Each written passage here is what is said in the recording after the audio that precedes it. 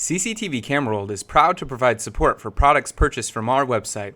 If you purchased your product from another vendor, please contact the vendor you purchased from for further assistance. In this video, I'm going to show you how to connect a PoE camera over a PoE switch to a NVR. And this happens to be an AvaEye series of camera and NVR that are compatible with each other. So I've got my camera connected with a blue Ethernet cable going to the switch, and this NVR powered on, connected with an HDMI monitor so I can manage it, and with a USB mouse. Make sure you're using a USB mouse, no wireless mice, especially no Bluetooth. So here, right now, I've disconnected the network ports. Make note that this is an RS-232 connection. Do not mistake that for LAN. These are the LAN ports. The top one is LAN 1, bottom one is LAN 2. Okay, you can see a little one on the top for that one. So I'm going to go into the NVR to first show you its menu. So I'm going to use my USB mouse and right click here anywhere and then go to menu. As you'll see, when I go into the menu, the first thing it pulls up is the camera section and it's completely blank.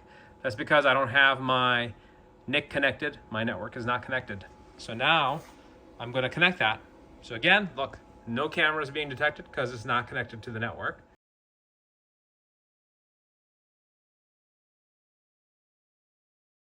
So as soon as I connected my network cable, I have amber and green lights.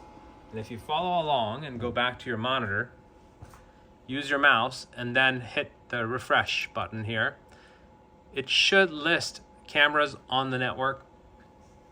Now this is finding some OnVIF cameras that I have from another brand. I'm looking for the private protocol cameras that are compatible with this NVR, so I'm going to use this bar on the right hand side to scroll down and find my camera.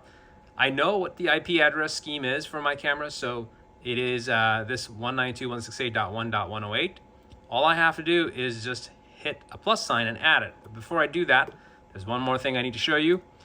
If you go under More and Default Password, make sure you set the default password to what the cameras are set to. So if I show my password here, it won't really tell me anything, so I have to make sure I set it to the correct password. So my correct password on my cameras is going to be the default password that we like to use here for most of our systems.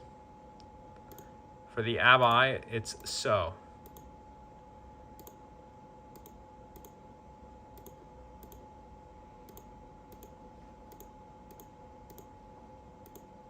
So once you're done entering in the password and confirming it and enabling the default password, hit OK. So what this does is when the NVR tries to talk to the camera, it's going to use this password for the admin user to connect to it. So now all I do is scroll down back, find my camera that I want to add, hit the plus sign, give it a few seconds, and the camera will get connected with the NVR, and you'll see this red status change to a green.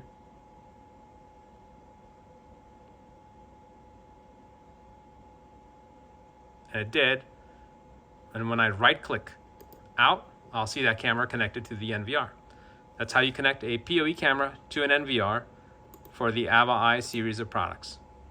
Now, if you want to do a custom add, you can hit custom add, scroll down, find the camera just like I did before and add it. Or you can just use this menu, type in, select first which mode you want to use. You're going to use IP address. Then you're going to select whether you're using one of our AvaEye cameras. Then you select private. Otherwise, you would just use OnVIF if you're using a third-party camera to test and see if it'll connect. Put its IP address in, the port, username and password, and then hit OK. If you're trying to connect a AvaEye camera, you would use the IP address, change the OnVIF to private, and then you would use the IP address that the camera is at, the port number. It's going to be 80 always, username is admin, and the password is the 10ILTXYH exclamation point. Hit OK, and then it'll add that camera as well. Now, if you want to change your network settings on your NVR, go to Menu,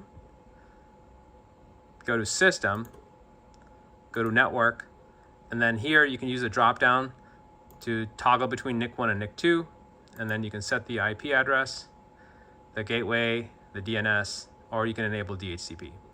You can put NIC 1 on one network and NIC 2 on another. Hopefully you found this video useful. Thanks for watching. If you're watching on YouTube, don't forget to like, comment, and subscribe.